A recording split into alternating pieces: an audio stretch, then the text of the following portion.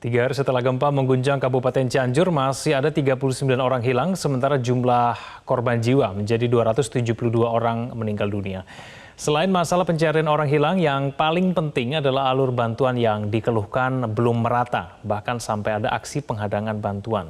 Untuk mengetahui bagaimana kondisi warga di desa terdampak, kami sudah terhubung dengan Kabid Humas Polda Jawa Barat, Kombes Pol Ibrahim Tompo, dan kami juga mencoba untuk menghubungi salah satu korban gempa Cianjur, Ibu Yeni Agustiani. Saya sapa dulu Pak Ibrahim. Pak Ibrahim, selamat malam. Selamat malam, Assalamualaikum warahmatullahi wabarakatuh. Ya, Pak Ibrahim, ada keluhan mengenai bantuan yang belum merata. Apakah persoalan ini sudah selesai? Ya, jadi memang pasca kejadian ini kondisi masih terjadi stres dan kekurangan di mana-mana ya. Sehingga pemetaan juga masih ada yang belum sempurna dilaksanakan. Dari data yang kita punya, memang ada 14 titik pengungsian yang sempat kita datakan. Sehingga memang pada saat ada bantuan-bantuan yang muncul, kita prioritaskan kepada 14 titik bantuan tersebut.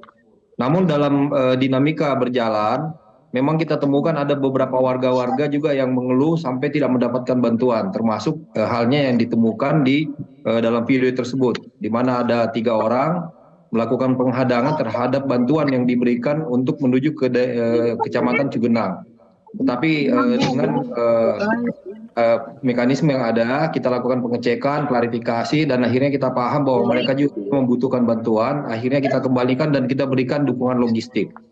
Nah, dari beberapa pantauan juga kita masih melihat adanya daerah-daerah yang memang belum terjangkau. Seperti kemarin Bapak Kapolda turun langsung ke lapangan dengan melakukan scanning melalui udara, dan akhirnya menemukan memang ada suatu kampung yang belum terjangkau sama sekali. Jadi selama 3 hari kejadian belum mendapatkan bantuan. Ini yang betul-betul kita berupaya untuk melakukan scanning lagi untuk bisa mendapatkan data-data di mana ada masyarakat yang memang belum mendapatkan bantuan untuk kita berikan suplai. Pak Ibrahim, bagaimana dengan adanya penghadangan bantuan yang sempat terjadi, Pak Ibrahim? Apakah memang ini bukan murni kriminalitas? Ya, jadi memang sejak viralnya video tersebut, petugas juga sudah bergerak untuk melakukan pengecekan terkait dengan lokasi penghadangan. Dan memang akhirnya didapatkanlah masyarakat di sana yang memang mengungsi. Tetapi mengungsi bukan di tempat yang sudah ditentukan, tetapi juga mengungsi di tempat samping rumahnya sendiri atau dekat dengan rumahnya. Memang benar dari ketiga orang yang ada dalam video itu, ini merupakan warga yang juga terdampak. Tetapi apa yang dilakukan oleh warga tersebut, ini mengganggu regulasi suplai bantuan dan juga tidak dibenarkan. Sehingga kemarin kita berhasil membawa dan mengamankan ketiga orang tersebut, kemudian kita identifikasi dan juga kita klarifikasi terkait dengan keadaan tersebut. Dan memang setelah pengecekan benar bahwa mereka semua ini merupakan warga yang terdampak. Apa alasan melakukan penghadangan, Pak Ibrahim? Yang bersangkutan menyampaikan bahwa 2 hari pasca kejadian sama-sama dia juga menderita menjadi korban dari bencana ini. Kemudian setiap hari selama 2 hari dia melihat bantuan lewat saja di depan rumahnya. Nah, kemudian tidak ada bantuan yang sedikit pun yang mampir. Ini yang menjadi alasan mereka sehingga mereka melakukan penghadangan dan meminta bantuan.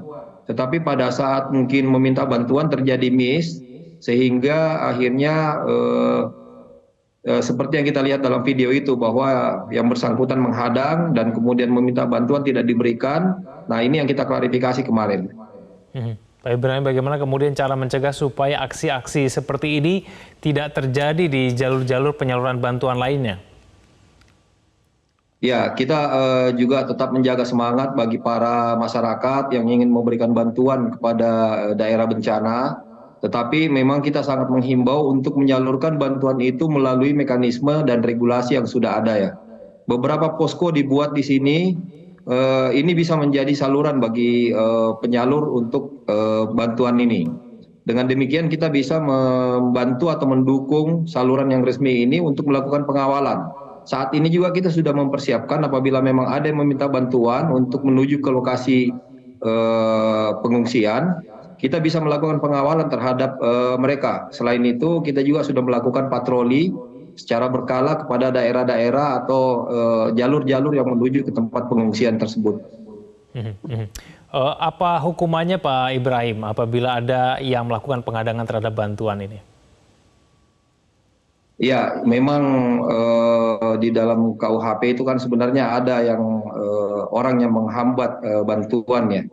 Tetapi kita juga melihat dari kemanfaatan atau situasinya. Memang ini kondisi bencana, sama-sama mungkin kita melihat dari sisi kemanusiaannya. Sehingga memang apabila ada hal-hal demikian, kita perlu melakukan klarifikasi. Seperti yang terjadi di video kemarin, memang dari hasil klarifikasi kita lihat bahwa memang masyarakat ini juga merupakan masyarakat yang terdampak bencana ya. Jadi kita patut melihat juga dari beberapa sisi, tidak saja melihat dari aspek hukumnya ya. Baik, Pak Ibrahim, kita akan bahas kemudian apakah betul memang bantuan ini sudah lebih merata dan tidak ada lagi warga yang mengeluhkan mengenai bantuan yang belum didapat. Saya ingin tanyakan nanti kepada Ibu Yeni Agustiani, kami akan mencoba untuk menghubunginya di segmen selanjutnya. Pemirsa jangan kemana-mana, kami akan kembali.